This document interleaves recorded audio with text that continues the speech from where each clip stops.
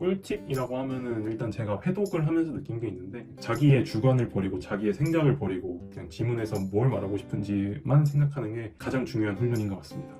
안녕하세요. 저는 27살 최민석이라고 하고 대학원 재학 중에 있습니다. 저는 이제 박사과정 진학하기 위해서 탭스 공부를 시작하게 되었습니다. 컨설 탭스를 수강하기 전에는 양치기 위주로 공부를 했던 것 같습니다. 한 문제를 풀 때 모르는 단어나 문장을 체크해 놓고 복기하긴 하지만 왜 그랬는지는 이해하지 않고 그냥 그랬었지 하고 대충 훑어보면서 넘어가는 식으로 공부를 했습니다. 컨설 탭스를 접하고 나서 가장 달라진 공부법은 기존에 제가 공부했던 양치기 스타일의 공부법에서 여러 번 해독하는 스타일로 바뀌었던 것 같습니다. 저는 탭스 공부를 탭스의 정석 책으로만 했고 한 5번 정도 돌려봤던 것 같습니다. 이렇게 회독을 하면서 중요하게 생각했던 건 지문마다 문장이 어떤 뜻인지 정확하게 해석하는 걸 좀 확실하게 했고, 이때 이제 컨설 탭스의 해석 원활하게 하는 그런 강의들이 좀 많이 도움이 됐던 것 같습니다. 그리고 그 강의들에 나온 내용들을 제 것으로 만들기 위해서 체화하는 과정이 조금 힘들긴 했는데, 어쨌든 체화하고 나니까 기존에 안 보이던 것들이 보이기 시작하고 문장도 훨씬 더 매끄럽게 보이는 그런 효과가 있었던 것 같습니다. 꿀팁이라고 하면은 일단 제가 회독을 하면서 느낀 게 있는데, 그 포인트 찾는 게 일단 전무인 것 같습니다. 모든 영역에서 공통적으로 요구되는 논리의 기본이 포인트를 찾는 거라고 생각을 하는데, 이 포인트를 찾을 때 자기의 주관을 버리고 자기의 생각을 버리고 그냥 지문에서 뭘 말하고 싶은지만 생각하는 게 가장 중요한 훈련인 것 같습니다.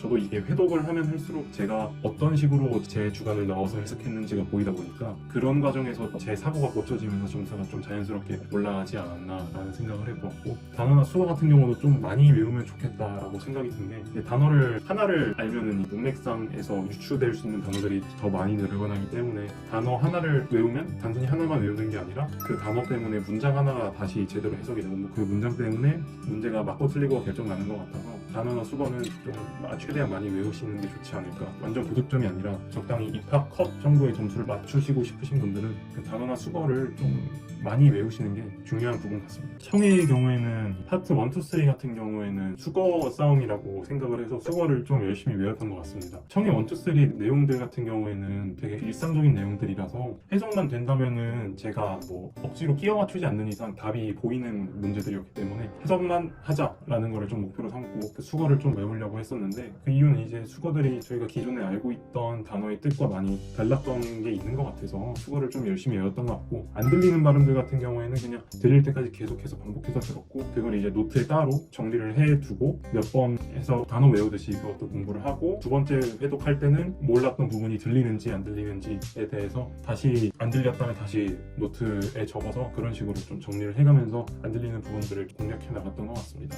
그리고 파트 4, 5 같은 경우에는 제가 독해 공부를 하면서 자연스럽게 늘었던 것 같습니다. 이 지문의 내용 자체가 독해보다는 훨씬 쉽기 때문에 일단 생소한 단어들이 들리기만 하면은 해석은 자연스럽게 된다고 생각을 해서 일단 많이 들었던 것 같고요. 지하철에서 통학하면서 어디 놀러 가면서 그냥 음악 대신에 영어 리스닝을 좀 들었던 것 같고, 해석 자체는 들리기만 한다면 뭐 어렵게 생각할 거 없이 그냥 쉽게 됐던 것 같습니다. 어휘나 수거 같은 경우에는 컨설 탭스 단어를 우선적으로 외우긴 했는데, 시중에 파는 단어장도 따로 사서 한 절반 정도 보고 들어갔던 것 같습니다. 그랬더니 저도 원래 어휘는 되게 약한 편이었는데 327점 맞기 위해서 맞아야 되는 그 30점을 달성했던 것 같고, 문법 같은 경우에도 잘 못했었는데 정말 자연스럽게 점수가 딱 30점 정도 나오더라고요. 정말 그 어휘 문법은 자신이 없었던 파트였는데 신기하게 그래도 점수가 올라줬습니다. 실전 훈련 같은 경우는 컨설 탭스에서 말한 대로 시간 엄수하면서 진행했던 것 같고, 실제 시험 본다는 생각으로 문제를 풀었던 것 같습니다. 그 목표 점수대에 맞춰서 어떤 문제는 버리고 어떤 문제는 풀고 이런 전략들이 있잖아요.